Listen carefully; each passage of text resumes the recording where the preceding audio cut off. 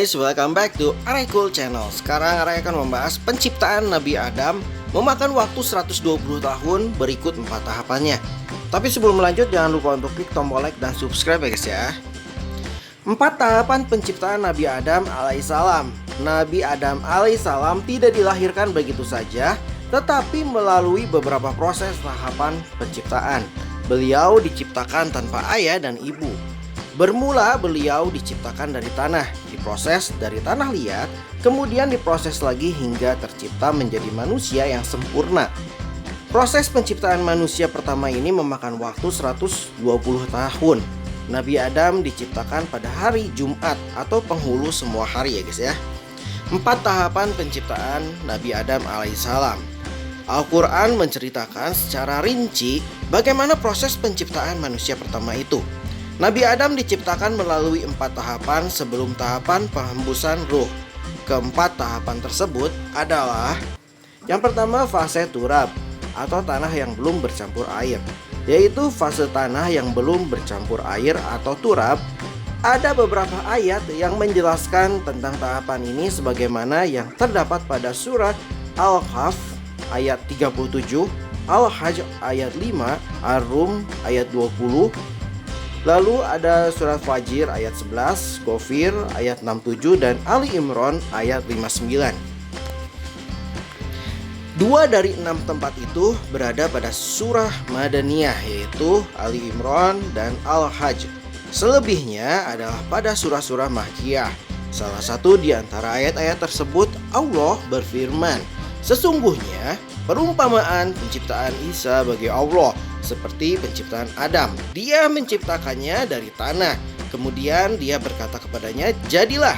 Maka jadilah sesuatu itu." Quran Surat Ali Imran ayat 59. Dalam hadis yang diriwayatkan oleh Imam Abu Dawud dan At-Tirmizi ya guys ya, disebutkan proses menciptakan Nabi Adam diambil dari berbagai macam dan warna tanah yang terdapat pada seluruh lapisan tanah. Rasulullah Shallallahu Alaihi Wasallam bersabda, Allah Azza wa Jalla menciptakan Adam dari segenggam tanah yang Allah ambil dari seluruh permukaan tanah. Maka lahirlah anak Adam yang sesuai dengan asal tanahnya. Di antara mereka ada yang berkulit putih, merah, hitam, dan perpaduan antara warna-warna tersebut.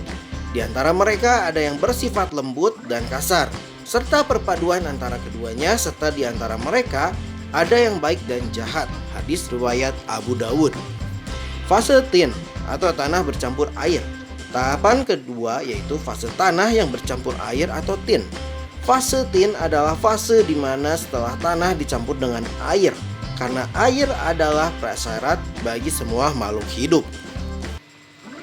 Tahapan kedua ini terdapat pada 8 tempat di 7 surat, yaitu surat Al-An'am ayat 2, Al-A'raf ayat 12, Al-Mu'minun ayat 12, Asy-Sajdah ayat 7, Asy-Syafat ayat 11, lalu ada surat Sad ayat 71 dan 76, dan Al-Isra ayat 61. Seluruhnya adalah surat-surat Makkiyah. Salah satu di antara ayat tersebut disebutkan dialah yang menciptakan kamu dari tanah, kemudian dia menetapkan ajal kematianmu. Quran Surat Al-An'am ayat 2. Fase hama masnun atau lumpur hitam. Tahapan ketiga dikenal dengan istilah fase lumpur hitam atau hama masnun. Fase ini terjadi setelah fase kedua berlangsung lama sehingga menjadi lumpur hitam yang berbau dan berubah bentuk. Fase ini disebutkan 3 kali dalam surat Al-Hijr ayat 26, 28, dan 33. Pada ayat 26 berbunyi, "Dan sungguh kami telah menciptakan manusia atau Adam dari tanah liat kering dari lumpur hitam yang diberi bentuk." Quran Surat Al-Hijr 26. Fase salsal kalfakhor atau tembikar. Fase keempat ini disebut dengan salsal kalfakhor. Fase ini diceritakan oleh Al-Quran pada 4 tempat, 3 tempat pada surat Al-Hijr yang bersamaan dengan fase ketiga. Sedangkan yang keempat terdapat pada surat Ar-Rahman ayat 14. Allah berfirman, Dia menciptakan manusia dari tanah kering seperti tembikar. Quran surat Ar-Rahman ayat 14. Lumpur hitam atau hama masnun seperti pada fase ketiga lalu diberi bentuk sebagaimana manusia dalam keadaan berlubang, yaitu kosong ya guys ya. Bentuk manusia yang diciptakan Allah adalah bentuk yang terbaik dari hewan-hewan yang ada. Selanjutnya penghembusan ruh.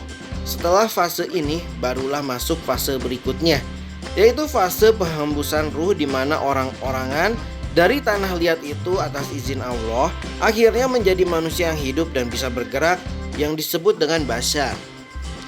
Menurut keterangan Syekh Ahmad Al-Misri, tubuh Nabi Adam diselubungi dalam waktu 120 tahun, yaitu 40 tahun di tanah yang kering, 40 tahun di tanah yang basah, dan 40 tahun di tanah yang hitam dan berbau. Dari situ Allah Ta'ala mengubah tubuh Nabi Adam dengan rupa kemuliaan, dan tertutuplah dari rupa hakikatnya karena diciptakan dari tanah.